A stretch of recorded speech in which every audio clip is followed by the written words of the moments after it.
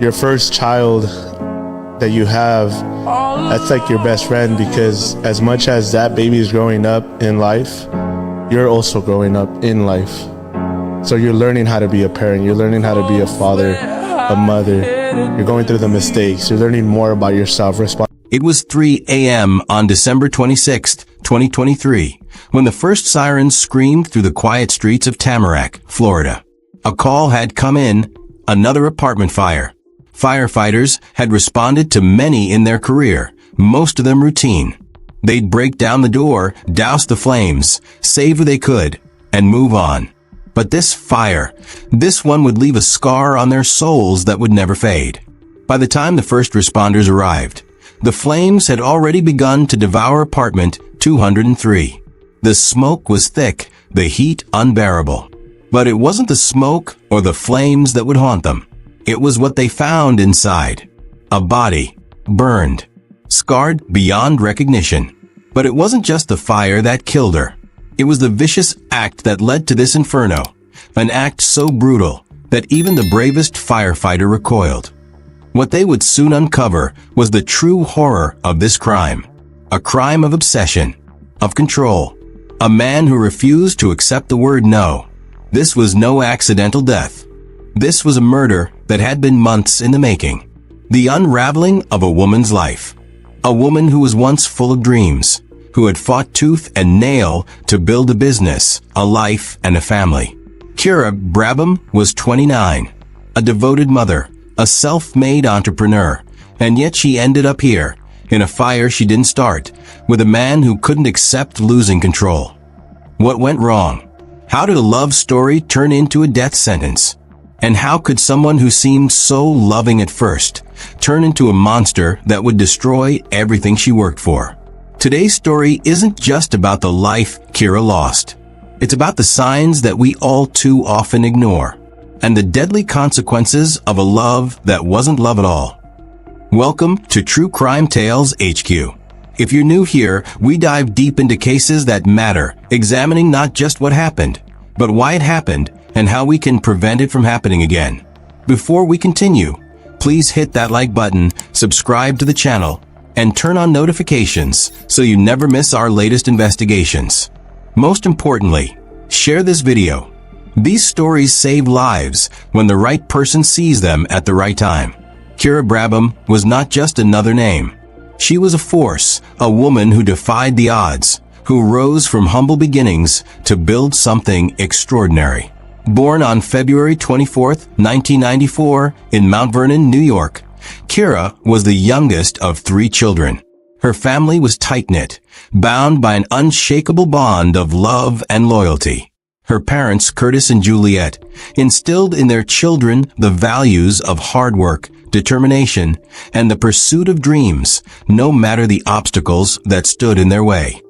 But it wasn't until 1997 that Kira's journey truly began to take shape. The Brabham family made a bold decision, a decision that would alter the course of their lives forever. They left the cold, crowded streets of Mount Vernon behind and moved to Vero Beach, Florida. For Kira, this move wasn't just a new address, it was a new life. A chance at something bigger. A chance to carve her own path, away from the shadows of the past. From the moment she set foot in a Florida classroom, Kira stood out. At Highlands Elementary, she was enrolled in a gifted program, an early sign of her sharp intellect and natural drive. She wasn't just another student. She was a star in the making. Teachers marveled at her ability to grasp concepts quickly, her insatiable thirst for knowledge, and her unrelenting work ethic. It was clear from the start that Kira wasn't like the others. She was destined for greatness. By the time Kira reached high school, her ambition was undeniable. While most teenagers were focused on prom dates and weekend parties, Kira had a different kind of future in mind. She enrolled in a dual enrollment program, earning college credits while still in high school.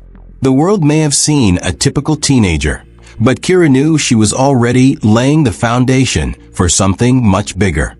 She was thinking beyond high school graduation. She was thinking about her own empire. Kira's college years were just as meticulously planned. After high school, she attended Florida A&M University and later Tallahassee Community College, all while working tirelessly to create her vision. She wasn't just earning a degree, she was building a life. And in 2021, when Kira walked across the stage to collect her bachelor's degree, it wasn't just a symbol of academic achievement. It was a testament to the countless hours she'd spent working, studying, and dreaming. Kira had arrived. But Kira wasn't content with just being another graduate in a sea of millions. She had a calling, a passion that had been with her since childhood. Skincare. A passion that would lead her to create shaded aesthetics. A business that would change the beauty industry forever. Kira knew that mainstream beauty standards often ignored people of color, leaving a community vulnerable to misinformation about their skin health. So, she did what any visionary would do. She built something better. She created a space where people of color could finally get the skincare education they deserved. She was determined to be the voice that would change the narrative. Starting from her parents' home in Vero Beach, Kira began her journey, building shaded aesthetics from the ground up. She didn't just want to treat people's skin. She wanted to educate them, empower them with the knowledge they had been denied for so long. And it worked. Word spread quickly, and by 2020, Kira's reputation had grown far beyond her small home office. Her clients loved her not just for her expertise, but for the passion and authenticity she brought to the table. In 2020, Kira made the decision to expand her business. She moved to Broward County, a decision that would prove to be one of the best she ever made. Her client base exploded, and her business took off. She was finally living her dream. Kira was no longer just a mother or an entrepreneur. She was a force to be reckoned with. Her success caught the attention of Voyage Amaye, an online magazine that featured her story, highlighting her innovative approach to skincare. Kira's name was now known across South Florida and beyond. She had built an empire. But it wasn't just about business for Kira. It was about family, about giving her son a future she never had. But success has a way of attracting attention. And not all attention is welcome. In Kira's case, it came in the form of Laren Lenworth Emile. Laren was 31 from Lauderhill, Florida, a man who seemed to have it all, a smooth talker, confident and charming. To outsiders, he appeared to be exactly what Kira needed, someone who could keep up with her ambition, someone who could understand the drive that made her tick. And for a time he did. Their relationship began like so many others do, full of energy, excitement, and the heady feeling that comes from meeting someone who makes you feel like you're the only person in the world. Laren showered Kira with attention. He complimented her beauty, her intelligence, her entrepreneurial spirit. He made her feel special, admired, like the most important person in his life. In the beginning, it was flattering. It felt like love, romantic, intense, and intoxicating. Kira felt that spark too, the kind of connection you dream of finding. But soon, what seemed like affection turned into something far more consuming. Laren's attention shifted from admiration to obsession. His calls and texts became constant, almost suffocating. At first, Kira didn't mind. He was just showing he cared. But then it grew. He started questioning her every move, her decisions, her time. Who was she meeting? Where was she going? What was she doing when he wasn't around? And then came the unexpected visits to her business, showing up unannounced with flowers or lunch. He wasn't just supporting her business. He was inserting himself into it, trying to control the narrative. It was no longer about Kira's dreams. It was about Laren's presence in them. Slowly, almost imperceptibly, the man she had once seen as her partner had begun to weave himself into every corner of her life. But Kira was too in love, too hopeful that this was just part of a normal, passionate relationship. Kira's family, however, began to notice the shift. They saw how she had started pulling away from them, how she became less communicative, less open. The woman who had once called them every week now avoided their calls. Her stress was palpable. And when they asked her about Laren, her responses were short, defensive. They didn't know it then, but they were witnessing the early signs of emotional isolation. Emotionally, Laren's behavior was becoming more controlling. But it wasn't just emotional manipulation. It was physical too. He insisted on having a key to her apartment, a key she never asked for. No one really knew how it happened, but somehow it appeared as though Laren had found a way to stay in her space, even when she was at work or out with friends. Kira's family believed it was this unauthorized access that opened the door to something far more sinister. The boundaries that Kira had once set for herself, her independence, her space, were being systematically erased. Laren wasn't just her boyfriend. He was beginning to feel like the owner of her life, controlling, questioning, and slowly chipping away at her sense of self. But it wasn't until late November or early December 2023 that Kira realized what had been building for months. She finally made the decision to take control again, to end the relationship. But little did she know, this decision would be the most dangerous one of her life. It was a decision Kira knew would change everything. After months of increasing tension, emotional manipulation, and outright control, she had had enough. She was ready to reclaim her life, her independence, and her space. She had built a business, a future, a life. She didn't need anyone to define it for her, especially not someone who believed he could possess her. Late in November 2023, with a heavy heart but a steady resolve, Kira told Laren the words he had been dreading. She asked him to move out. It wasn't a hasty decision. It had been building for weeks, maybe even months. She had finally mustered the strength to make it clear. Their relationship was over. She told him, with the calm clarity of someone who had been through hell and back, that he needed to leave her apartment. There was no room for discussion, no room for second chances. The relationship had run its course, and it was time for both of them to move on. She was done. For most people, that would be the end of it. The words were said, the decision made, and life would go on. But for Laren, Kira's assertion of independence wasn't just a breakup. It was an affront, a rejection he couldn't bear. And in that moment, he lost control completely. What Kira didn't realize, though, was how dangerous this moment would be. Leaving an abusive relationship is never just about walking away. For women in abusive relationships, the moment of separation is often the most perilous. It's the moment when the abuser realizes they've lost control and will do anything to regain it. Laren's behavior took a darker turn in the weeks that followed. He became more erratic, more possessive, his obsession only growing with each passing day. His calls became constant. Text messages flooded Kira's phone, each one filled with pleading, accusations, and threats. He couldn't understand why she would reject him. He wouldn't accept that she was strong enough to stand on her own. He couldn't bear the thought of her living a life without him in it. What Kira didn't know was that Laren wasn't just heartbroken. He was plotting. His obsession had taken a dangerous turn, and he would stop at nothing to force her back into his control. In his mind, if he couldn't have her, no one would.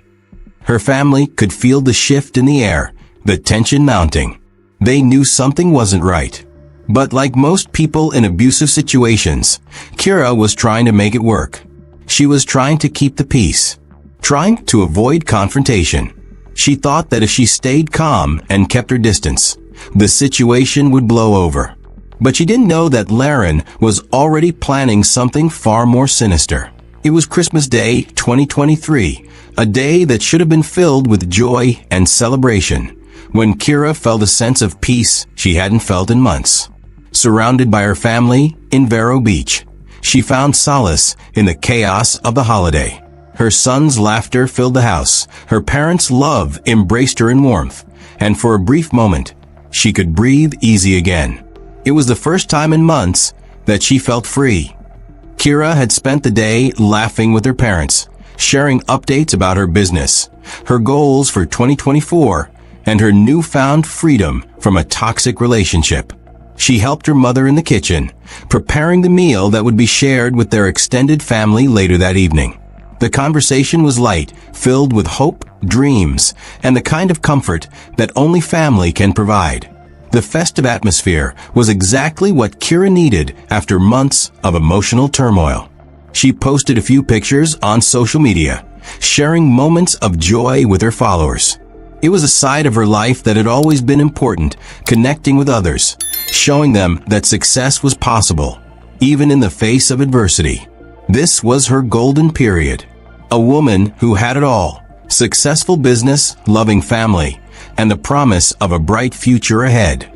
But the peace Kira had found that day would be shattered the moment she made the decision to leave. As the evening wore on, it was time for Kira to return to Tamarack, to her apartment, to the life she had worked so hard to build. Her son, bundled up in his car seat, was the last piece of the puzzle. Curtis, her father, walked her to the car, checking her tires and making sure everything was in order. His words were full of love, but also concern. "Text me when you get there safely," he said, a simple request that many parents make. But for Kira, it would be the last time she would hear her father's voice. Kira drove away, unaware of the danger waiting for her. The road from Vero Beach to Tamarack was one she had traveled countless times before, often with the hum of music in the background and her son's chatter filling the car. It was a familiar, comforting routine. But this time, there was no comfort to be found. At 3 a.m. on December 26th, just hours after Kira had left her family's home, a call came in to Broward County's emergency services. A fire had broken out at the Versailles Gardens condominium complex in Tamarack, Florida. Firefighters responded quickly, thinking it was just another routine fire. But what they would find inside that apartment would shake them to their core. The flames were fierce, and the smoke was thick. As firefighters battled the blaze, they braced themselves for what they might find inside. And what they found was nothing short of horrifying. Kira was found inside her apartment, burned beyond recognition. Her body was discovered in the very place where she had built her dreams, the place where she had raised her son. The life she had fought so hard to create had been destroyed in an instant. The first responders did what they could, rushing her to the hospital, but the damage was too extensive. Kira was pronounced dead shortly after arrival. She had been murdered. The fire that had consumed her home wasn't an accident. It was an intentional act of violence, a final act of control. And it would take only a few moments for investigators to connect the dots. But the most miraculous detail in this tragedy was the fact that Kira's 4-year-old son Nico was not in the apartment that night. The timing of this detail seemed like fate. Kira's son had been spared, whether by timing or by Kira's conscious decision to keep him with her family. We may never know. But this small mercy would spare him the unbearable trauma of losing both his mother and his life in a single night. Neighbors in the complex reported hearing raised voices coming from apartment 203 just moments before the fire alarms went off. It wasn't the sound of a loud TV or an argument about something trivial. It was the unmistakable sound of violence. Shouting, anger, rage. The moments before the fire broke out were filled with chaos, and the argument was the final warning sign that something horrific was about to happen. The fire that took Kira Brabham's life was no accident. As investigators pored over the scene, the evidence quickly began to tell a chilling story. The flames had consumed most of the apartment, but fire damage often preserves a trail of clues for those trained to find it. And this fire, with its targeted intensity, left behind just enough evidence for the truth to surface. The first thing investigators noticed was the pattern of the burn damage. The fire had been concentrated, too deliberate to be anything but intentional. It wasn't an electrical malfunction, a cooking accident, or a candle left burning in a forgotten corner. This was arson. Someone had used an accelerant to ensure the fire would burn hot and fast, leaving no room for escape. But even more chilling was the discovery of Kira's body. She was found in the very room where she had planned her future, her apartment, which had once been a safe haven for her and her son. It was now a crime scene. The investigators carefully combed through every inch of the charred remains of her home, piecing together the horrifying truth. And as they did, they began to connect the dots to one name, Laren Lenworth Emile. Kira's family didn't hesitate for a second. When they heard the news, they knew. They didn't ask about the cause of the fire or speculate about an electrical malfunction. They knew it had to be him, Laren. Their immediate suspicions were based not on wild assumptions, but on weeks, months of observing his increasingly erratic behavior. Kira's family had seen the warning signs long before the breakup. They had witnessed the possessiveness, the control, the way he slowly infiltrated every aspect of her life. They knew he wasn't just a boyfriend. He had become something far more dangerous. A stalker. A man who couldn't accept the word no. And now they feared the worst. Stephanie Gladman, Kira's sister, wasted no time in contacting law enforcement. She told them everything they needed to know about Laren's behavior. The constant stalking, the uninvited visits, the unexplainable access to Kira's apartment. The family was convinced he still had a key he had never returned after the breakup. This, more than anything, pointed to premeditation. While law enforcement processed the scene, they also began tracking down neighbors and witnesses. Multiple residents reported hearing raised voices coming from apartment 203 just before the fire alarms went off. These weren't random sounds. They were voices filled with rage. There was an argument happening inside, and investigators would later find out that it was Kira and Laren, locked in a final, violent confrontation. But the most damning piece of evidence came when investigators uncovered the fire's origin. The burn patterns matched the use of an accelerant, something that could only have been deliberately set. There was no doubt anymore. This wasn't a tragic accident. It was murder. And the man responsible was someone who couldn't let go. Someone who had become obsessed, desperate to regain control over a woman who dared to break free. As the investigation continued, law enforcement learned more about Laren's history. His background was troubling, with a pattern of obsessive behaviors that had been building for years. This wasn't an isolated incident. This was the culmination of a series of toxic relationships, of controlling behavior that had finally spiraled out of control. For Kira's family, the reality of what had happened began to sink in. Their worst fears had come true. The man who had once promised her love had taken everything from her. And now they had to make sure he paid for it. 2 months after Kira's death, the weight of her loss was still fresh. Her family had been living in a nightmare, haunted by the brutal way her life had been taken and the man they had suspected from the beginning. For them, every passing day without justice felt like an eternity. Every second stretched out with the unbearable grief of knowing their loved one was gone, and yet the man responsible walked free. But the wheels of justice had finally begun to turn. On February 15th, 2024, nearly 2 months after the fire, Broward County law enforcement made a crucial announcement. Laren Lenworth Emile had been arrested. The news hit Kira's family like a wave, relief, anger, and sorrow all crashing together. Laren was in custody, but the journey toward justice was far from over. Laren's arrest didn't happen by accident. It was the result of a thorough, methodical investigation, one that pieced together every detail, every statement, every piece of evidence. The forensic team had confirmed the fire was intentionally set, the burn patterns matching the use of an accelerant. The neighbors who had heard the argument in the apartment confirmed the timeline. And then there was the key, the unauthorized access that pointed directly to Laren's involvement. He had entered Kira's home without permission, just as he had done countless times before. And now, the law had caught up with him. When Laren was arrested, he was charged with first-degree murder, a reflection of the premeditated nature of the crime. The use of an accelerant in the fire, the argument heard by witnesses, and the fact that Kira had made it clear the relationship was over. These were all pieces of the puzzle that painted a clear picture. He hadn't acted in a moment of rage. He had carefully planned this act, and Kira's death had been the tragic result. The arrest was just the first step in the legal battle. The family was now faced with the daunting reality of the court system.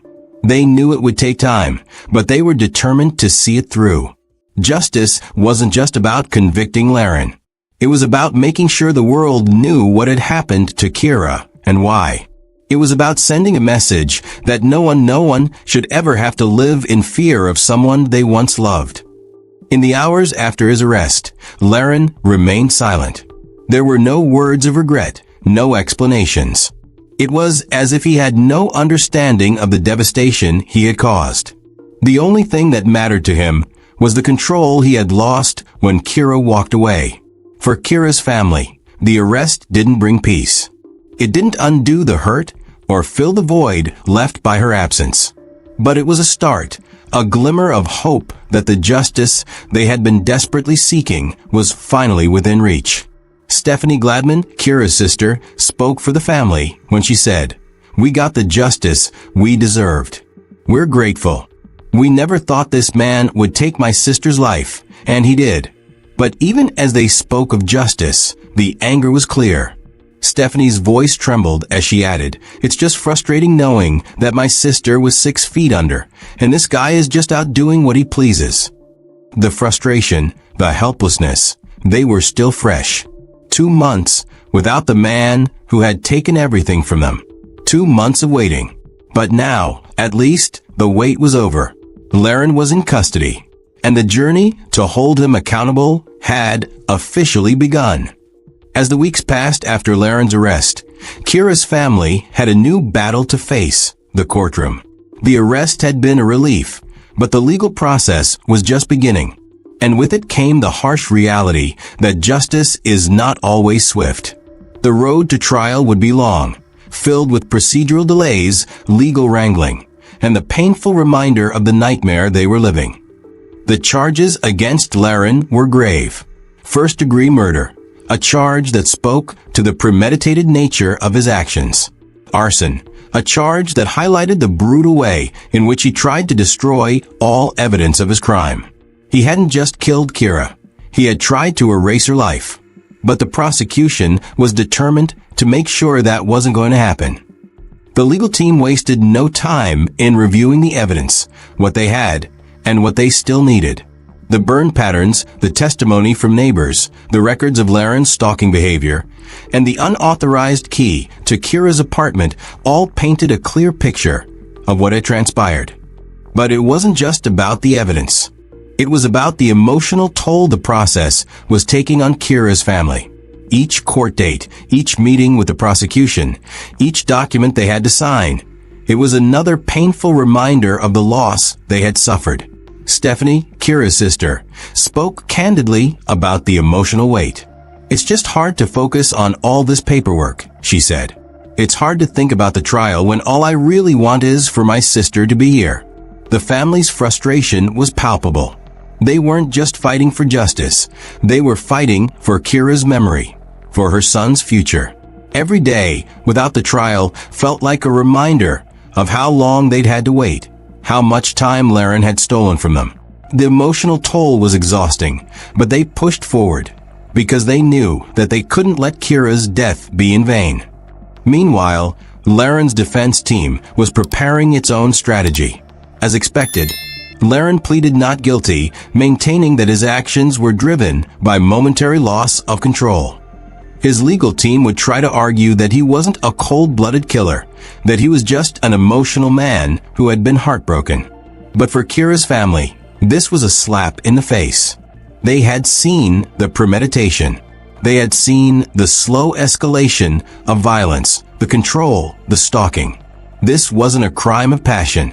This was a man who couldn't accept rejection, who was willing to destroy everything to regain control. Kira's family was prepared for the battle. They would not back down. And while they waited for the trial to begin, they used their grief as fuel, pushing forward with their advocacy work to raise awareness about domestic violence. They spoke out, shared Kira's story, and made sure her name was remembered. Because they knew that if they didn't keep her story alive, Laren would have taken even more than her life. He would have erased her legacy. As the months dragged on and the legal wheels turned ever so slowly, the family stayed committed to their mission, seeking justice for Kira and making sure that no one else had to face the kind of torment she had endured. Every day they spoke out, they reminded the world that domestic violence is real, it's dangerous, and it's deadly. But they weren't just victims of Kira's loss. They were advocates for change. They would fight until the very end to make sure Laren's actions were not only acknowledged, but punished. Kira Brabham's story is not just one of tragedy. It's a story of resilience, strength, and the fight for justice. Her life was a testament to what a woman can achieve when she refuses to be defined by her circumstances. She built a business, raised a son, and defied every obstacle in her way. She created a life and a future that so many could only dream of. And yet, in the blink of an eye, it was taken from her. But Kira's death doesn't have to be the end of her story. In fact, her story is just beginning to make an impact on the world in a way she could have never imagined. Through her family's advocacy, through the way they've shared her journey, her story has become a call to action for so many. Kira's life and her death are serving as a wake-up call for all of us. Her family's refusal to let her name be forgotten is proof that love and justice can drive change, even in the darkest of times. In the wake of Kira's passing, the Brabham family has worked tirelessly to raise awareness about domestic violence and its devastating effects. They've shared their pain, their grief, but more importantly, they've shared their hope that no one else has to face what Kira did. They've made it clear that this is not just a domestic tragedy. This is an epidemic. Every year, countless women are subjected to the kind of control, obsession, and violence that ultimately leads to their deaths. Kira's story is a part of that larger, painful narrative. But her family's strength is what sets it apart.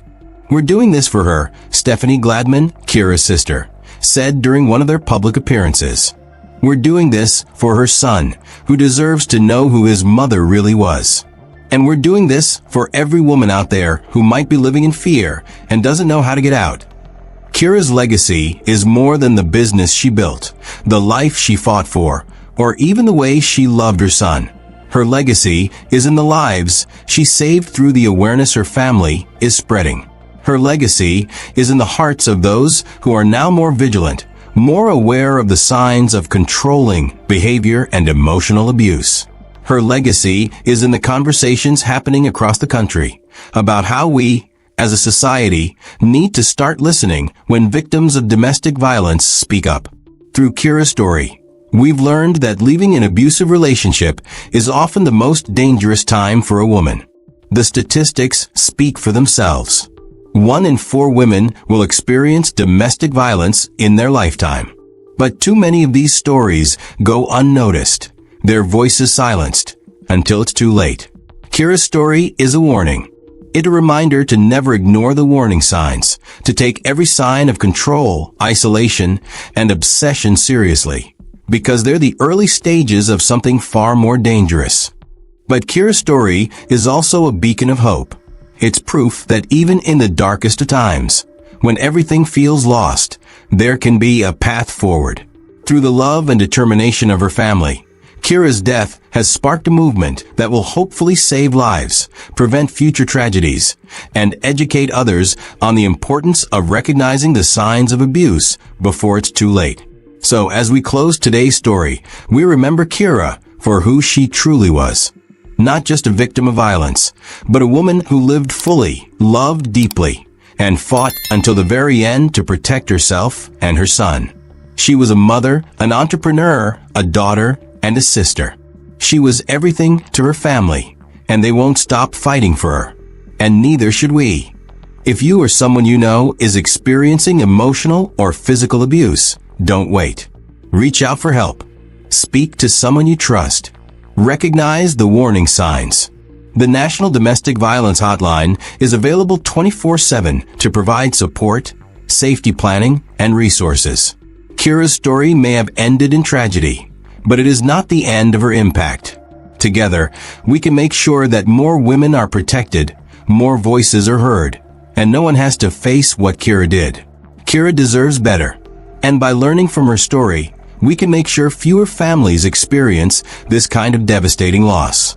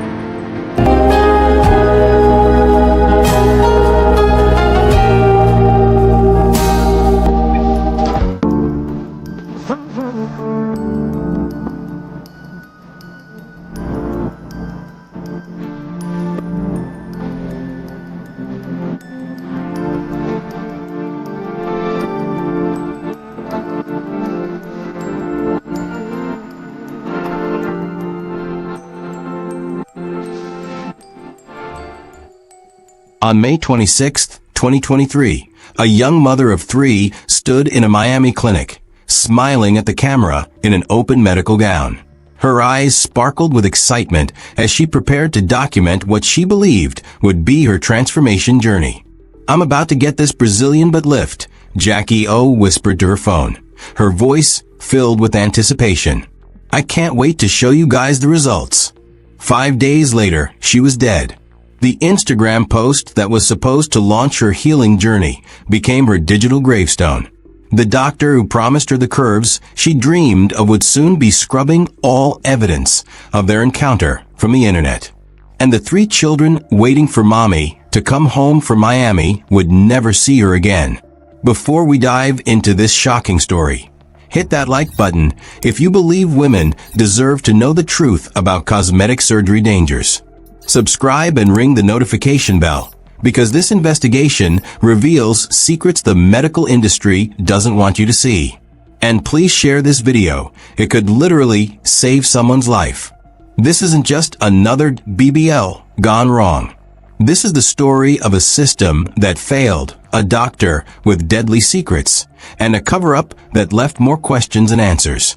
Because when the Miami-Dade medical examiner finally ruled Jackie O's death accidental 4 months later, they revealed the horrifying truth: brain swelling and massive internal bleeding from fat embolism. The silent killer that stalks BBL patients. But here's what they didn't tell you about the man who held the cannula that day. Dr. Zachary Oka wasn't board certified in plastic surgery. He'd sued former patients for $30,000 just for leaving bad reviews. He specialized in facial procedures, yet marketed himself as a body contouring expert. And when Jackie O's brain began swelling with fatal emboli under his care, he deleted every trace of her from his social media and released a statement that never even mentioned her name. Tonight, we're going beyond the headlines. We're uncovering the truth about what really happened in that Miami operating room. We're exposing the red flags that were ignored, the warnings that went unheeded, and the system that allowed an unqualified surgeon to inject death into a young mother's dreams. This is the story they don't want you to hear. The story of how a California girl's quest for confidence became a nightmare, and how a family's search for answers revealed a truth more sinister than anyone imagined. But first, you need to know who Jackie O really was. Her real name was Jacqueline Smith, but the world knew her as Jackie O, and she was so much more than the headlines would have you believe. Born November 5, 1989, in Oakland, California, she carried the strength of 2 worlds in her blood. Her African-American father gave her resilience and determination. Her Brazilian mother blessed her with fire and passion. In the melting pot of the Bay Area, young Jacqueline learned early that being different wasn't a weakness. It was her superpower. Oakland streets don't raise quitters. They forge survivors. And Jacqueline Smith was determined to be more than just another statistic from the inner city. While other kids dreamed small, she dreamed Hollywood-sized dreams, staring at herself in cracked apartment mirrors and whispering, "I'm going to be somebody special." The journey from Oakland to Atlanta wasn't luck. It was pure hustle. In 2014, she auditioned for Nick Cannon's Wild and Out and landed a spot that would change everything. For 5 seasons, she brought laughter to millions with her razor-sharp wit and infectious energy. But it was on that very show where destiny struck. She met DC Young Fly, and together they built something beautiful. 3 children followed, each one a blessing that reshaped her world. Nova, their brilliant 6-year-old with her mother's bright smile. Nala, their spirited 2-year-old just beginning to discover her voice. And baby Prince Nehemiah, barely 10 months old, who would grow up knowing his mother only through videos and photographs. After Wild and Out, Jackie O didn't fade away. She reinvented herself as an entrepreneur, conquering real estate and launching the J Nova Collection beauty line. She was building an empire, creating generational wealth, inspiring other women to bet on themselves. But like millions of mothers, she struggled with her post-pregnancy body. 3 babies had left their mark, and despite her success and confidence, she yearned to feel like herself again. The pressure was everywhere. Instagram feeds flooded with seemingly perfect bodies, societal expectations of how a woman should look, the relentless comparison game that social media breeds mercilessly. She wasn't vain. She wasn't shallow. She was human. And when she made the decision to get a Brazilian butt lift in Miami, she thought she was taking control, reclaiming her power, investing in herself. She researched, she planned, she saved. This wasn't impulsive, it was calculated. But that single decision, choosing the wrong surgeon in the wrong clinic on the wrong day, would trigger a cascade of medical disasters that would steal her from everyone who loved her. The choice that changed everything started with a simple Instagram search in early 2023. Brazilian butt lift Miami. Jackie O typed into her phone, scrolling through endless before and after photos that promised transformation. The algorithm knew exactly what she wanted to see. Curvaceous silhouettes, confident poses, testimonials from women who claimed their lives had changed forever. But behind the glossy marketing lurked a deadly truth. Miami had become the BBL capital of America, and with it, the BBL death capital too. The statistics were terrifying, but buried beneath layers of social media perfection. 1 in every 3,000 BBL patients dies, making it the deadliest cosmetic procedure in the world. Fat embolisms, where injected fat travels through the bloodstream to the heart, lungs, or brain, kill more women every year than car accidents kill teenagers. But these numbers weren't trending on Instagram. What was trending were the success stories, the dramatic transformations, the women posing in designer swimwear, showing off their new curves. Miami clinics had mastered the art of digital marketing, flooding feeds with content that made the procedure look routine, safe, almost casual. Jackie O fell into the trap that catches thousands of women every year. She researched with her heart, not her head. She scrolled past the medical warnings and focused on the promises. She skipped over the board certification requirements and fixated on the price points. She ignored the red flags because she wanted to believe in the dream they were selling. The pressure was crushing her slowly, day by day. Every red carpet event, every magazine cover, every Instagram story reminded her of what pregnancy had taken away. The entertainment industry showed no mercy to mothers. You bounced back fast, or you became irrelevant fast. There was no in-between, no grace period, no understanding that creating life changes your body permanently. Her fans didn't help. Comment sections became battlegrounds where strangers felt entitled to judge her appearance. "When are you getting your body back?" they'd ask, as if motherhood was a temporary inconvenience rather than a permanent transformation. "You used to look so good," they type, twisting the knife deeper with every notification. DC Young Fly supported whatever made her happy, but he couldn't shield her from the world's expectations. He watched helplessly as the woman he loved battled invisible demons that social media had planted in her mind. The Miami clinics made it seem so simple. Fly down for a long weekend, get the procedure Friday, recover over the weekend, fly home Monday with a new body and renewed confidence. They didn't mention the fat embolisms. They didn't discuss the brain swelling. They didn't warn about the bleeding that could start days after surgery. They just showed her the Instagram photos and asked for a deposit. And that's exactly how Dr. Zachary Oka found his next victim, because everything about his online presence was designed to deceive. His Instagram feed looked perfect, gleaming surgical suite, happy patients, before and after photos that seemed too good to be true. Because they were. Dr. Zachary Oka was a fraud hiding in plain sight, and the medical establishment had failed to stop him. The first red flag should have ended everything. He wasn't board certified by the American Board of Plastic Surgery. This wasn't a minor technicality. It was the difference between a trained surgeon and someone playing doctor with people's lives. Board certification requires years of specialized training, thousands of supervised procedures, rigorous examinations, and ongoing education. Without it, he was essentially a general practitioner with a scalpel and dangerous ambitions. But Dr. Oka had mastered the art of misdirection. His PH1 Miami Clinic website boasted about body contouring expertise and Brazilian butt lift specialization. The truth? His actual training was in facial plastic surgery, a completely different field requiring completely different skills. Injecting fat into buttocks safely is nothing like performing a nose job, but desperate patients don't know the difference. The second red flag was even more sinister. His history of silencing critics through legal intimidation. In 2021, when a former patient left a review claiming his surgery had mutilated her body, Dr. Oka didn't try to improve his techniques or offer corrective procedures. Instead, he sued her for $30,000, weaponizing the legal system to terrorize anyone who dared speak out about his failures. Another patient faced the same treatment when she warned others that his positive reviews seemed fake, written by friends and family rather than real patients. Another $30,000 lawsuit. Another attempt to crush the truth under legal fees that most people couldn't afford to fight. Both lawsuits were eventually dismissed, but the damage was done.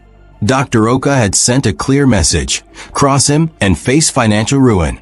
How many other patients stayed silent rather than risk bankruptcy? How many warnings were never posted because women feared his lawyers more than they feared his scalpel? The Miami Medical Board knew about these lawsuits. They knew about his lack of proper certification. They knew he was performing procedures outside his training. But bureaucracy moves slowly, and Dr. Oka moved fast, booking procedures and collecting payments before anyone could stop him. His technique was as flawed as his credentials. Real BBL specialists know that fat must be injected carefully into specific tissue layers to avoid blood vessels.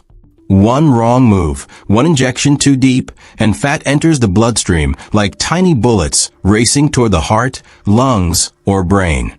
Dr. Oka was essentially performing experimental surgery on paying customers, and Jackie O was about to become his most famous failure when May 30th, 2023 dawned bright and deadly in Miami. The morning began with nervous excitement at PH1 Miami Clinic. Jackie O arrived with her aunt by her side, clutching the same phone that had led her down this dangerous path. She posted one final Instagram story, a smiling selfie in the clinic's waiting room with the caption, "Today's the day. Mommy, makeover time." She had no idea she was documenting her own death sentence. The pre-operative consultation was a joke. Dr. Oka spent less than 15 minutes with her, rushing through consent forms that most patients never read carefully. The risks were listed in tiny print: fat embolism, stroke, death, but presented as remote possibilities rather than the very real dangers they were. Jackie O's aunt later described feeling uneasy about the rushed atmosphere, but she dismissed it as normal pre-surgery jitters. The clinic staff seemed competent, the equipment looked modern, and Dr. Oka projected confidence even if he lacked the credentials to back it up. The procedure itself was a disaster waiting to happen. Brazilian butt lifts require surgical precision that Dr. Oka simply didn't possess. The technique involves extracting fat through liposuction, processing it, then carefully injecting it into the buttocks in specific layers to avoid blood vessels. One wrong move, one injection too deep, and fat enters the bloodstream like microscopic bullets. That's exactly what happened. During the surgery, Dr. Oka's inexperienced hands guided the cannula too deeply, puncturing blood vessels and allowing processed fat to enter Jackie O's circulatory system. Fat emboli, tiny globules of fat, began their deadly journey through her bloodstream, racing toward her brain like ticking time bombs. But the immediate surgery appeared successful. Jackie O woke up groggy but alert, and Dr. Oka declared the procedure a complete success. She was moved to recovery, given standard post-operative medications, and discharged to her hotel within hours. The clinic's business model depended on high turnover. Get patients in, get them out, collect payment, move to the next victim. The first warning signs appeared that evening in her hotel room. Jackie O complained of severe headaches, far beyond normal post-surgical pain. She described a burning sensation in her skull and difficulty forming words clearly. Her aunt grew increasingly worried, but when they called the clinic, staff assured them this was normal recovery process. It wasn't normal. It was her brain beginning to swell as fat emboli blocked critical blood vessels, starving brain tissue of oxygen and triggering massive inflammation. The next 24 hours would reveal the true horror of Dr. Oka's incompetence. But first came the cover-up that showed his true character. May 31st started with false hope. Despite her worsening symptoms, Jackie O returned to PH1 Miami for her scheduled follow-up appointment. Her headaches had intensified overnight, and the burning sensation in her brain had become unbearable. She could barely speak coherently, stumbling over words that used to flow effortlessly. Dr. Oka took one look at her deteriorating condition and made a decision that sealed her fate. He chose to cover his tracks instead of saving her life. Rather than immediately recognizing the classic symptoms of fat embolism and rushing her to emergency care, he adjusted her medications and sent her away. He switched some drugs, told her to stop others, and assured her that everything looked fine. This wasn't medical care. It was medical malpractice disguised as routine follow-up.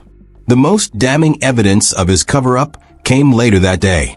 As Jackie O's condition spiraled toward death in her hotel room, Dr. Oka was busy scrubbing evidence from the internet. He deleted the Instagram post showing Jackie O in her medical gown, the one where she'd excitedly announced her procedure and promised to share her results. Gone. Erased. As if she'd never existed. He deleted patient testimonials that mentioned her name. He removed before and after photos that showed her pre-surgery appearance. Every digital trace of their professional relationship vanished as systematically as her life was ending across town. By evening, Jackie O could no longer speak clearly. The fat emboli had reached her brain, causing massive swelling and internal bleeding. Her aunt watched in terror as the vibrant woman who'd arrived in Miami just 2 days earlier became unrecognizable, confused, disoriented, fighting for every breath. The 911 call came at 10:47 p.m. "My niece can't breathe," her aunt sobbed into the phone. "Something's wrong with her brain. She had surgery yesterday, and now she can't talk right." Paramedics arrived to find Jackie O in critical condition, her brain swelling rapidly as blood vessels burst under pressure. They rushed her to Mercy Hospital, but it was already too late. The fat emboli had done their deadly work, turning her brain into a battlefield where medicine had no weapons left to fight. At 11 p.m. on May 31st, 2023, Jackie O was pronounced dead, victim of Dr. Zachary Okula's incompetence and his desperate attempt to hide the evidence. But the cover-up was just beginning, and what happened next exposed a system designed to protect doctors, not patients. The news of Jackie O's death sent shockwaves through social media, but Dr. Zachary Okula's response revealed his complete lack of remorse. Instead of acknowledging what had happened or expressing condolences to her family, he went completely silent. No statement, no apology, no explanation. When he finally returned to Instagram weeks later, his post was a masterclass in deflection. He made no mention of Jackie O's name, no reference to her death, no acknowledgement that a mother of 3 had died under his care. Instead, he posted generic platitudes about his clinic's high medical standards and commitment to patient safety, words that rang hollow when measured against Jackie O's cold body. The Miami-Dade Police Department launched their investigation, but it was doomed from the start. They approached it as a medical complication rather than potential criminal negligence. 4 months dragged by while Jackie O's family waited for answers, watching Dr. Oka continue operating as if nothing had happened. When the medical examiner's report finally came back, it confirmed what her aunt had witnessed in that hotel room. Death by fat embolism causing brain swelling and massive internal bleeding. The official cause was listed as complications from cosmetic surgery, but the manner of death was ruled accidental. That single word, accidental, became Dr. Okula's shield against justice. Miami police announced there would be no criminal investigation, no charges filed, no trial, no justice. The distinction between medical malpractice and criminal negligence protected him completely. Even though his lack of board certification and history of patient lawsuits painted a clear picture of someone unqualified to perform such dangerous procedures. Dr. Oka walked free while Jackie O's children grew up without their mother. The medical board took no action against his license. PH1 Miami remained open for business. The website still advertised Brazilian but lift procedures as if nothing had happened. New patients continued booking appointments, unaware that their surgeon had literally gotten away with murder. The only consequence Dr. Oka faced was social media backlash, which he weathered by limiting comments and blocking critics. The same legal intimidation tactics he'd used against former patients now protected him from online accountability. Meanwhile, DC Young Fly was left to raise 3 children alone, forever haunted by the knowledge that his partner's death was entirely preventable. The system had failed spectacularly, but the real tragedy was just beginning to unfold across America as Jackie O's death exposed the deadly reality of cosmetic surgery regulation. The statistics are terrifying when you dig beneath the Instagram filters. Brazilian butt lifts kill more patients than any other cosmetic procedure. 1 death for every 3,000 surgeries. That's a mortality rate higher than many cancer treatments, yet it's marketed on social media like a routine beauty treatment. Miami has become ground zero for this epidemic. The city's lax regulations and booming medical tourism industry created the perfect storm. Cheap procedures performed by unqualified doctors on desperate patients who can't afford proper care elsewhere.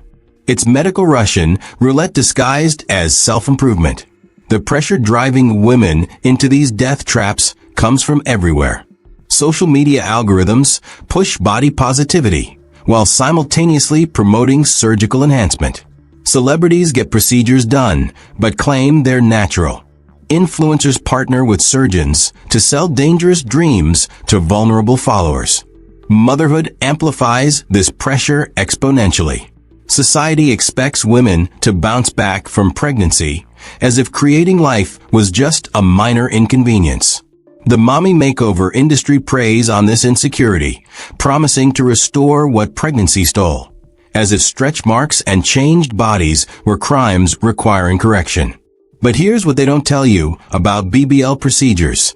Success requires surgical precision that many practitioners simply don't possess. Fat must be injected into specific tissue layers, avoiding major blood vessels that carry blood directly to vital organs. One wrong injection, and fat becomes a deadly projectile racing through the bloodstream. The regulatory system is broken by design. Anyone with a medical license can legally perform cosmetic surgery, regardless of training or experience. Board certification in plastic surgery requires years of specialized education, but it's not legally required. Patients assume their surgeon is qualified when they might be getting operated on by someone whose expertise is in family medicine or dermatology. Medical tourism makes everything worse. Patients travel to cities like Miami seeking bargain procedures, but they're too far from home to research properly or seek immediate help when complications arise. They're medical refugees in their own country, vulnerable to predators like Dr. Oka, who exploit their desperation. The legal system offers no protection either. Proving criminal negligence in medical cases is nearly impossible when doctors can claim complications happen and hide behind informed consent documents that patients sign without understanding. This isn't just about one doctor or one death. It's about an entire industry built on exploitation, enabled by regulation failures and protected by legal loopholes. And it's killing women every single day. But Jackie O's story doesn't have to be in vain if we learn from her tragedy and demand change. Today, Dr. Zachary Oka still practices medicine. PH1 Miami still advertises Brazilian butt lifts. The same Instagram posts that lured Jackie O to her death continue targeting vulnerable women every hour. Nothing has changed except that 3 children will grow up without their mother. DC Young Fly has shown incredible strength, raising Nova, Nala, and Prince while carrying the weight of unimaginable loss. He's turned his grief into purpose, speaking openly about the pressures that drove Jackie to that Miami clinic. His message is simple but powerful. You are enough exactly as you are. But individual strength isn't enough to fix a broken system. Real change requires action from all of us. If you're considering cosmetic surgery, protect yourself. Verify your surgeon's board certification through the American Board of Plastic Surgery's website, not their Instagram page. Research their malpractice history. Read reviews they can't delete or sue over. Never let price be your primary factor when your life is on the line. If you're a mother struggling with body image after pregnancy, remember that your children need you alive more than they need you to look like you did before they existed. Your stretch marks are proof of the miracle you created. Your changed body is evidence of your strength, not your failure. If you're watching someone you love consider dangerous procedures, don't stay silent. Share this story. Ask the hard questions about their surgeon's qualifications. Offer to research together. Sometimes love means saying the uncomfortable truth that could save a life. We need to demand better regulations, mandatory board certification for cosmetic procedures, and real accountability when doctors like Oka kill their patients. Jackie O's death should have ended careers and changed laws, but instead it disappeared into statistics and silence. Her legacy lives on in her children's laughter, in the J. Nova collection that still inspires confidence, and in every woman who chooses to love herself as she is rather than risk everything for society's impossible standards.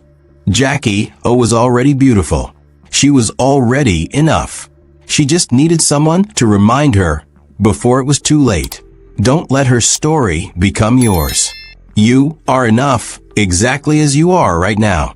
Hey guys, let's do a pregnancy bump update. So I am now, get this baby out of me, weeks along.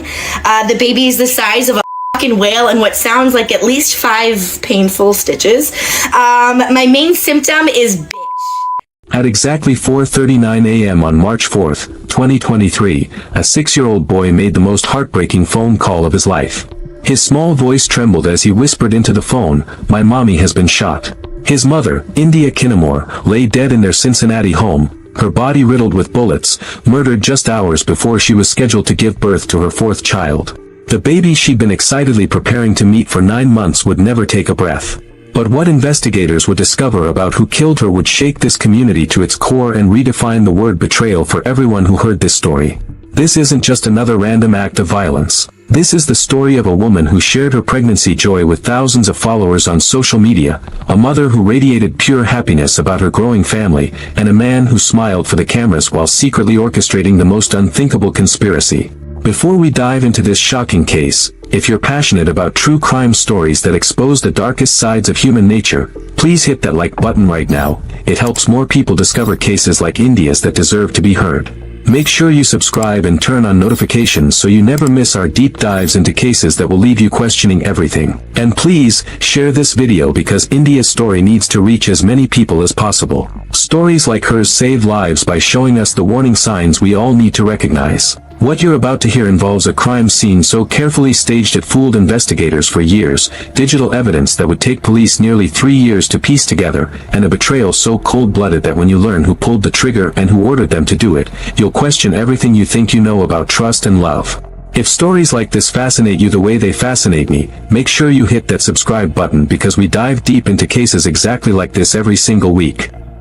Today, we're going to uncover how a loving mother's excitement about meeting her baby became her death sentence. We'll explore the digital breadcrumbs that finally caught her killers, and I'm going to reveal how one seemingly innocent detail, a simple work request, unraveled an elaborate murder conspiracy that had been hiding in plain sight. Pay close attention to the timeline I'm about to share with you, because when you hear when certain things happened, when certain requests were made, your jaw is going to hit the floor. Let me introduce you to India Kinamore. At 26 years old, India had found her voice in the most authentic way possible. She wasn't chasing viral fame or trying to become the next big influencer. Instead, she used TikTok to share the real, unfiltered experience of motherhood. Her content was genuine conversations about pregnancy struggles, tender moments with her 6-year-old son, and the kind of parenting advice that only comes from someone who's lived it. India had this warmth that just radiated through the screen. When she talked about reading bedtime stories or dealing with morning sickness, thousands of mothers felt like they were talking to a friend. She wasn't perfect, and she never pretended to be. She was real, and in a world full of curated perfection, that realness made her special. When India discovered she was pregnant with her 4th child, her initial reaction was honest in that way that made her followers love her. If you would have asked me a year ago, maybe even a couple months ago, did I want another kid?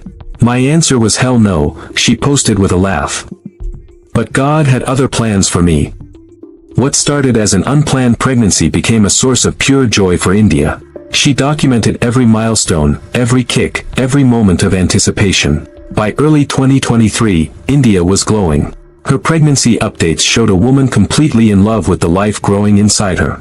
She'd prepared the nursery with the same care she put into everything else in her life. The hospital bag sat packed and ready by her door. She had names picked out, clothes washed and folded, and dreams about what this new little person would be like. India was in a relationship with Kayvon Warren, a 30-year-old man who appeared to share her excitement. Their social media showed what looked like a happy couple preparing for their future together. Photo shoots documenting her growing belly, sweet captions about their growing family. From the outside, everything looked perfect. But beneath the surface of those smiling photos, Kayvon Warren was living a lie so elaborate and so dangerous that it would cost India everything. While India was planning for new life, counting down days until March 4th when she was scheduled to be induced, Kayvon was making very different plans for that same date. Plans that would ensure India never made it to the hospital. Plans that involved recruiting 2 other men to help him solve what he saw as the problem of an unwanted pregnancy. March 3rd, 2023 was India's last full day of pregnancy. She spent it doing what any expectant mother would do on the eve of meeting her child. Final preparations, probably unable to sleep from excitement and nerves, maybe talking to her unborn baby about how tomorrow they'd finally meet face to face. Her 6-year-old son was staying with her that night, probably excited about becoming a big brother again. Kayvon Warren knew exactly where India would be, exactly what the next morning meant to their family, and exactly how vulnerable she was in those final hours before childbirth.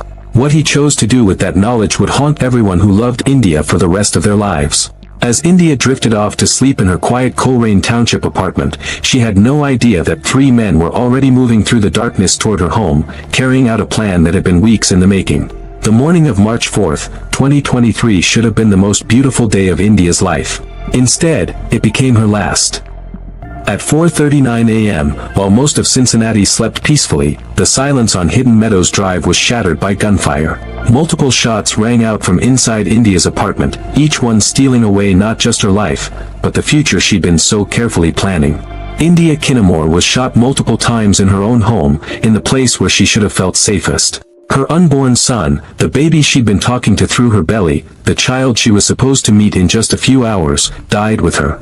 2 lives, snuffed out in a matter of seconds by someone who had been trusted with their safety. But the most heartbreaking detail of this entire tragedy is what happened next. India's 6-year-old son, the little boy who should have been waking up excited about meeting his baby brother, instead discovered his mother's body lying in a pool of blood. Can you imagine the confusion, the terror, the absolute horror of that moment? This innocent child had to process a scene that would traumatize seasoned police officers. With the kind of presence of mind that no child should ever have to demonstrate, he called his grandmother. "My mommy has been shot," he said, his voice small and scared. "Somebody is in our house shooting and my mommy is screaming." Those words would haunt everyone who heard them, but they also became crucial evidence in what would eventually become a murder investigation that spanned nearly 3 years. When police and paramedics arrived at the scene, they found what appeared to be a burglary gone horribly wrong. Drawers had been pulled out and emptied, personal items were scattered across the floor, and the back door showed clear signs of forced entry. Everything about the scene screamed random break-in, wrong place wrong time, a pregnant woman who simply had the misfortune of being home when burglars struck. The staging was sophisticated, deliberate, and completely convincing. Whoever had done this had taken the time to make it look authentic, to create a narrative that would send investigators chasing shadows while the real killers walked free. For months, the community of Coleraine Township would live in fear, believing that violent burglars were prowling their neighborhood, looking for their next victim. Meanwhile, Kayvon Warren was playing the role of his life. Within hours of India's murder, he was posting on social media, sharing his grief with the world. "Baby, I'm hurting bad off this one. I love y'all," he wrote, and the responses poured in. Friends offered condolences, family members wrapped him in support, and the community rallied around what they believed was a man who had lost everything in one terrible moment. But as investigators would eventually discover, Kayvon Warren hadn't lost anything that morning. He had gotten exactly what he wanted. Detective work in Coleraine Township began immediately, but investigators were chasing the wrong story entirely. Everything about India's crime scene pointed to a burglary that had escalated into murder. The forced entry, the scattered belongings, the apparent search through her personal items, it all fit the pattern of a break-in gone wrong. So that's the direction the investigation headed, and that's exactly what her killers were counting on. Police canvassed the neighborhood, knocking on doors, asking residents if they'd seen anything suspicious in the early morning hours of March 4th. They pulled security footage from nearby apartments and businesses, looking for any sign of strangers prowling the area. They interviewed India's friends and family, trying to understand if she had any enemies, anyone who might want to hurt her. Every lead pointed to the same conclusion: this was a random act of violence by someone India had never met. Kayvon Warren was the picture of cooperation. He answered every question, provided detailed accounts of his whereabouts, and played the devastated boyfriend with an Oscar-worthy performance. When detectives asked about his relationship with India, he spoke about their plans for the future, how excited he was about the baby, how much this loss was destroying him. And why wouldn't investigators believe him? He was the victim of a terrible tragedy, a man who had lost both his girlfriend and his unborn child to senseless violence. But as weeks turned into months, small inconsistencies began to surface. Little details that didn't quite align, timeline gaps that couldn't be fully explained. More importantly, when investigators dug deeper into the financial picture surrounding India and Kayvon's relationship, a different story started to emerge. Kayvon Warren was drowning in debt. His home was facing foreclosure, credit cards were maxed out, and the prospect of child support for another child represented a financial burden he simply couldn't handle. But here's where things get really interesting. Friends and family members began sharing conversations they'd had with India about her pregnancy. Conversations where she mentioned that Kayvon had been pressuring her to terminate the pregnancy. She'd refused, absolutely determined to have her baby. Now, I want you to remember this detail about the pregnancy termination pressure, because it becomes absolutely crucial to understanding what happened next. India's refusal to end her pregnancy wasn't just a personal choice. It was signing her own death warrant, though she had no way of knowing it at the time. For India's family, especially her mother Terry Kinamore, watching the investigation stall was pure torture. Every day that passed without answers was another day that her daughter's killer walked free. Terry became the voice for India and her unborn grandson, attending every police briefing, pushing for updates, demanding that someone, somewhere, figure out who had destroyed her family. The community remained on edge, installing new security systems, checking locks obsessively, living with the fear that whoever had killed India might strike again. Parents walked their children to school, neighbors watched each other's homes more carefully, and everyone wondered if they could be next. The randomness of it was what made it so terrifying. If it could happen to India, a pregnant woman in her own home, it could happen to anyone. What nobody knew. Not the terrified neighbors, not the grieving family, not even the investigators working the case, was that there was nothing random about India's murder at all. While the community lived in fear of phantom burglars, the real killers were hiding in plain sight. And while technology has made it easier for criminals to plan and coordinate their crimes, it's also made it nearly impossible for them to do so without leaving digital evidence behind. Investigators were quietly building a case that would eventually expose not just who killed India Kinamore, but why her murder was the most personal betrayal imaginable. 2 years passed. 2 long years of dead ends, false leads, and a family desperate for answers. Then, in the summer of 2025, investigators caught a break that would change everything. It came from the most unexpected place, Kayvon Warren's employment records. While reviewing every aspect of Kayvon's life in the weeks surrounding India's murder, detectives discovered something that made their blood run cold. Kayvon Warren had requested bereavement leave from his job. Now, asking for time off when someone dies isn't unusual. Employers understand that grief requires time to process, funerals need to be attended, and people need space to mourn. But the timing of Kayvon's bereavement request wasn't just unusual, it was impossible. He had submitted his request for bereavement leave before India was murdered. Before his girlfriend was dead. Before his unborn child was killed. Think about that for a moment. How do you grieve for people who are still alive? How do you request time off to mourn deaths that haven't happened yet? Unless, of course, you know they're about to happen because you're the one planning to make them happen. When investigators realized what this meant, the entire case shifted. This wasn't a burglary gone wrong. This wasn't random violence. This was premeditated murder, planned so far in advance that Kayvon had already arranged his alibi for missing work. He knew he'd need time off after India's murder because he was the one ordering it. Armed with this devastating piece of evidence, detectives dug deeper into Kayvon's digital life, and what they found was a conspiracy that would make your skin crawl. Text messages between Kayvon Warren, 20-year-old Robert Irvin, and 22-year-old Lamar Morris Suggs revealed a detailed timeline of planning for India's murder. These weren't vague conversations or subtle hints. These were explicit discussions about how to kill a pregnant woman and make it look like something else entirely. The digital evidence painted a picture of 3 men coordinating every aspect of this crime. They discussed timing, entry methods, how to stage the scene afterward. Cell phone location data placed all 3 of them near India's apartment complex in the hours leading up to her murder, moving in a pattern that showed coordination and planning. But here's the detail that will give you chills. The text messages between these 3 conspirators stopped abruptly at 3:40 a.m. on March 4, 2023. Complete radio silence. India was murdered at 4:39 a.m. They went dark exactly 1 hour before they pulled the trigger. 1 hour of final preparation, 1 hour of moving into position, 1 hour of silence before they destroyed 2 lives and shattered a family forever. The evidence showed that this wasn't just murder, it was the most calculated, cold-blooded betrayal you can imagine. While India was sleeping peacefully, probably dreaming about meeting her baby in just a few hours, the father of that baby was coordinating with 2 other men to ensure she'd never wake up. August 21, 2025. After 873 days of investigation, that's 2 years, 4 months, and 17 days of a family living without answers, police finally had enough evidence to act. In coordinated arrests across Cincinnati that morning, the conspiracy that had hidden behind a staged burglary finally came crashing down. Robert Irvin was taken from his home, probably still believing he'd gotten away with the perfect crime. Kayvon Warren was arrested wherever he thought he was safe, his 2-year performance as the grieving boyfriend finally coming to an end.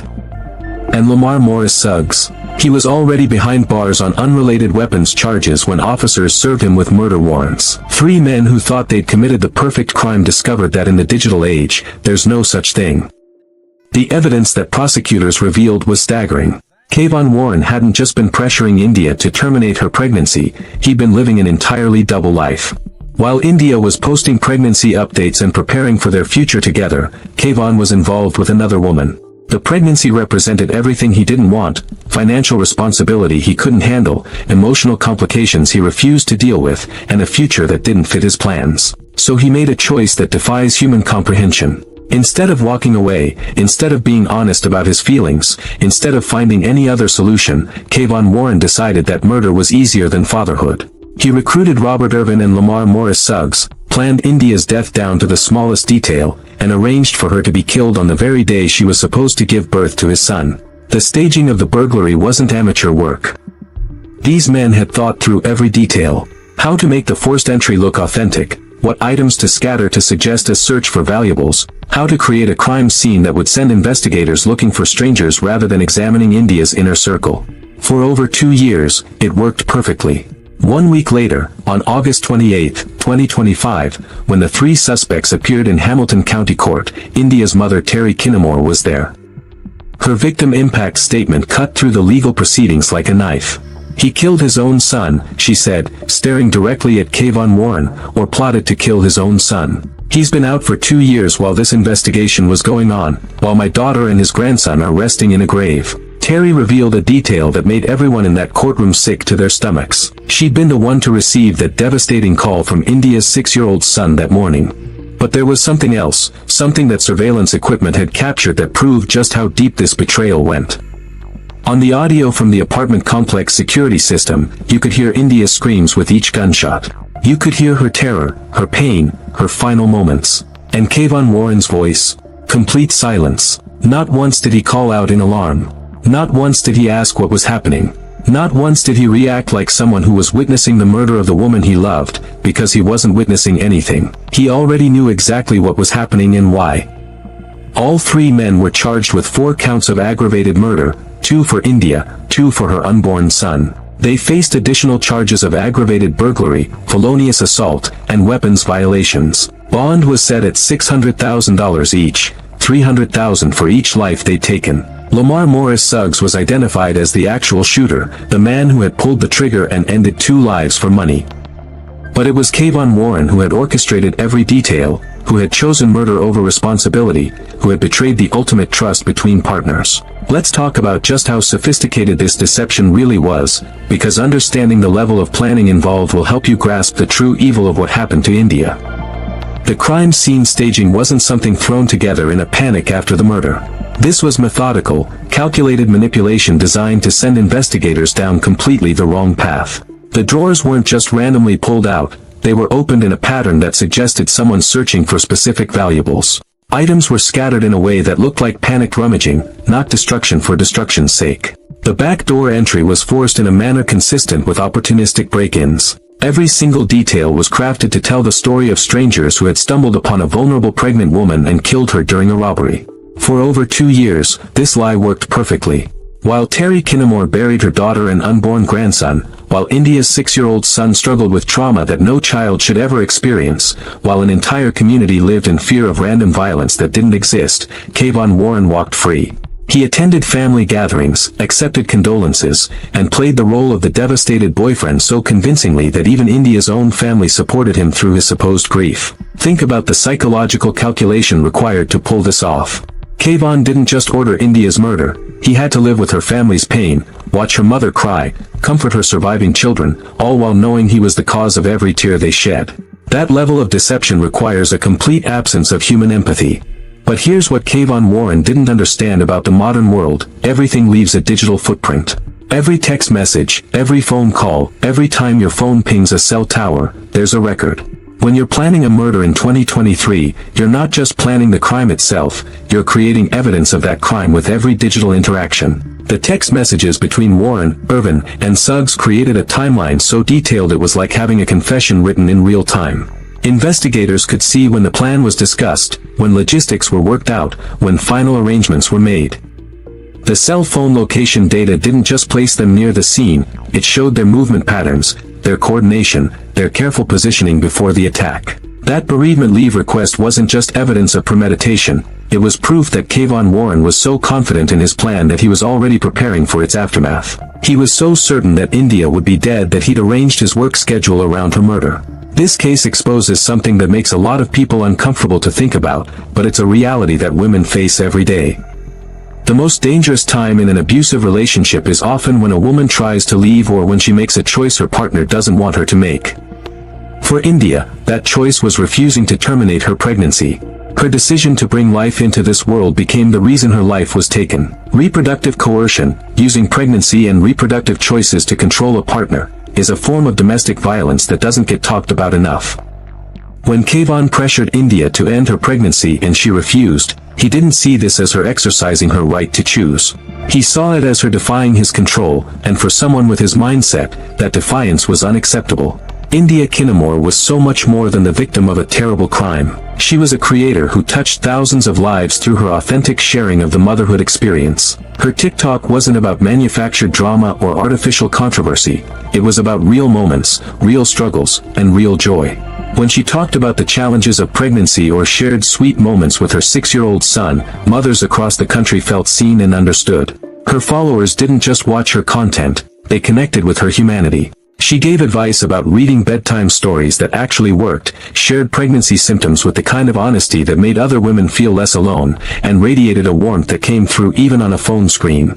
In a digital world full of pretense, India was genuinely herself, and that authenticity created a community of people who truly cared about her and her growing family. That 6-year-old boy, who showed incredible bravery in the most horrific moment of his childhood, will carry the trauma of finding his mother's body for the rest of his life. But he'll also carry something else, memories of a mother who loved deeply, who shared her excitement about bringing new life into the world, who faced the ultimate betrayal with a courage she didn't know she'd need. The counseling and support he'll require will be extensive, but he comes from a family, led by his grandmother Terry, that will never let him forget how much his mother loved him.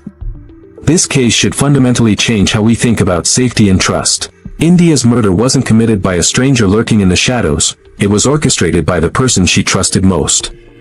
The father of her unborn child, the man who should have been protecting both of them, instead became their executioner. Kayvon Warren didn't just commit murder. He weaponized the most intimate relationship possible and turned love into a death sentence. The ripple effects of his choices go far beyond India and her unborn son. Her surviving children lost their mother to violence orchestrated by someone they knew. Terry Kinamore lost her daughter to a conspiracy that masqueraded as random crime. An entire community lived in fear for over 2 years, believing they were unsafe from strangers when the real danger had been hiding among people they trusted. What shocks me most about this case isn't just the murder itself, it's the elaborate performance that followed. For 873 days, Kayvon Warren accepted sympathy, attended memorials, and played the grieving boyfriend while knowing he was responsible for every tear shed in India's memory. That kind of sustained deception reveals someone completely disconnected from human empathy, someone who saw the people around him not as fellow human beings but as objects to be manipulated. The trial is expected to begin in early 2026, and when it does, these 3 men will finally face justice for their calculated destruction of India's family. But justice, even when it comes, can't undo the trauma, can't bring back the mother and child who were stolen from this world, can't erase the fear that gripped a community for years. What happened to India Kinamore matters because her story exposes truths that make us uncomfortable but that we need to face. The person most likely to harm a woman isn't a stranger, it's someone she knows intimately. The most dangerous time for many women is when they make reproductive choices their partners disagree with. And in our digital age, no matter how carefully you plan a crime, the evidence of that planning lives forever in the devices we carry every day. India's legacy isn't just the content she created or the followers who loved her. It's the reminder that behind every true crime story is a real person whose life had value, whose dreams mattered, whose death represents not just a statistic but a profound loss. She deserved to meet her baby that March morning. She deserved to watch all her children grow up. She deserved to live, and she deserved so much better than the betrayal that ended her story. If this case affected you the way it's affected me, take a moment to honor India's memory by sharing it, by remembering her name, by understanding that domestic violence doesn't always look like what we expect it to look like. Hit that like button if you believe her story deserves to be told, and subscribe because there are too many India Kinamores whose stories need to be heard, whose lives need to be remembered, and whose deaths demand justice. Until next time, stay safe out there. And remember, India Kinnamore's story matters, her life mattered, and sometimes justice delayed is still justice served. I'll see you next week.